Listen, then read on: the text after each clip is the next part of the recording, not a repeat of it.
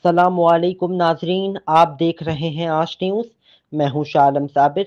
Report शामिल करते हैं लांडी मजीद कॉलोनी से, जहां पाकिस्तान यकजहती कौंसिल सिंध के सदर अल्लामा कारी सज्जाद तनोली के ख़त्मुल कुरान के मौके पर मारूफ मजहबी स्कॉलर मुफ्ती ज़ुबैर ने खुसूसी खिताब किया और दुआएं कराईं, और मुल्क भर में हालिया दहशतगर्दी की लहर पर इजहार तशवीश करते हुए मिली और कौमी यकजहती पर जोर भी दिया।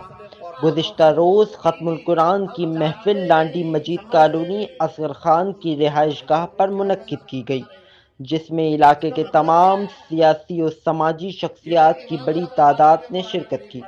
ख़त्मुल कुरान की 28वीं तकरीब थी, जिसे पैगाम में पाकिस्तान के उन्वान से मानून किया गया।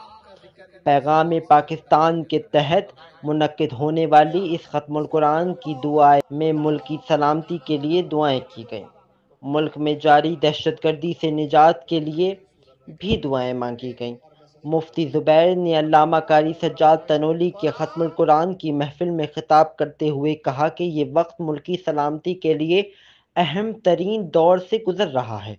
इस वक्त तमाम कौमों को एक होना होगा। मुल्क भर में जारी हालिया दहशतगर्दी की लहर पर शदीद इजहार तशवीश करते हुए इस बात पर जोर दिया, अवाम उन्नास को इस वक्त मुल्क की और कौमी यकजहती की अशद ज़रूरत है, ताकि दहशतगर्दी की इस नासवार पर काबू पाया जा सके, इसका मुकाबला किया जा सके। इस मौके पर तकरीब में इलाका मकीनों की बड़ी तादाद ने शिरकत की। बीवी बच्चों का घर का मसला हर एक का मसला है या नहीं है?